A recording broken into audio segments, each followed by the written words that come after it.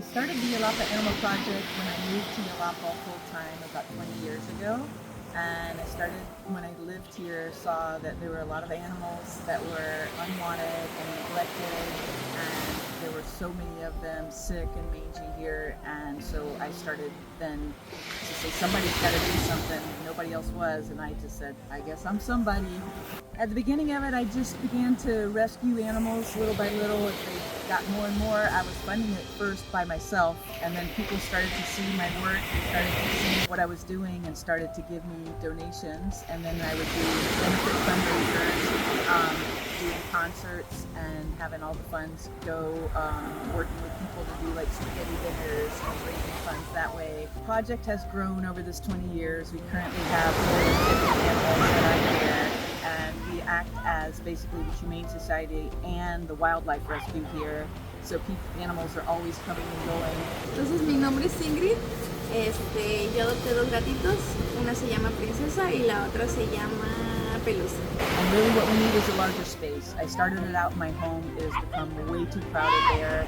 We need a separate space for the Yelapa Animal Project Sanctuary and our clinic where we do our free spay-neuter campaigns. What we need is assistance to feed the animals that we currently have. We also need money for medicine for our clinic, which works on a free or by donation basis.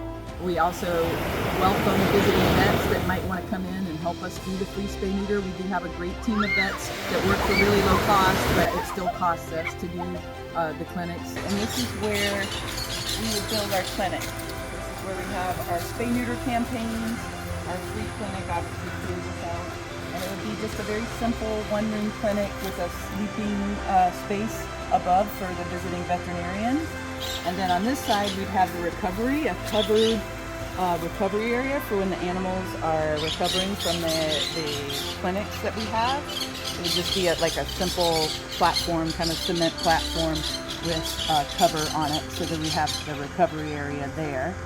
And then make a fence area here that would have another gate, and this is where the actual sanctuary. So when people are bringing their animals in for the free clinics and stuff like that, that they would still have the sanctuary be sanctuary, but have a space where we can attend to the animals as they're coming in. Over here is where we have right now Pancho. We'd make an area for him, a big nice area for Pancho the goat, and then Don Pepe would be on this side and have a nice area. Even would like to be able to have two separate areas so we can plant grass and move them from area to area so that they have their nice little grazing. And then we have all of this space. We could do food gardens, also like create cat houses for the cats, that they have little different areas where they have a covered protected area but also free space to roam. We try to have animals be free as much as possible. So this is the main house where the manager and caretaker of the sanctuary will live. We had a hurricane right before we got it, and there is a big hole in the roof, and the whole roof here needs to be replaced because they don't make these type of panels anymore. We have to take that all off, flatten out the roof line, and put a whole new roof on. So that's one of the projects that we are going to be raising funds for. We kind of were imagining somehow incorporating the Caroline Club, making something that they can still see you and be with you, but that they have their own little areas out here, making it, there's already some concrete here, using that, creating a completely covered area where they have their spaces, but it's separate from, and it's easy to wash, but they're still right here by you so that they don't feel so isolated. And we're going to do it all on the simple and the cheap as we can. It's going now, it's a grassroots thing that's been started, and it's like, okay, now it wants to go to the next level.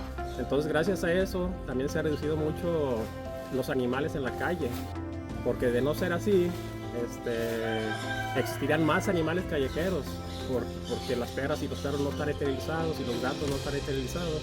Entonces habría muchos más perros, muchos animales en la calle, maltratados, sin comida, enfermos.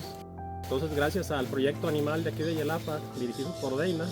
So I'm just a normal person that came and moved to a beautiful place and saw so many animals suffering that I stepped up to do something. It's grown to the point more than I can manage. So I welcome people that that have that same passion and love and compassion for animals to come and join me and help me and volunteer, but also just give me the funds that I need to stop the suffering of animals here in Yala.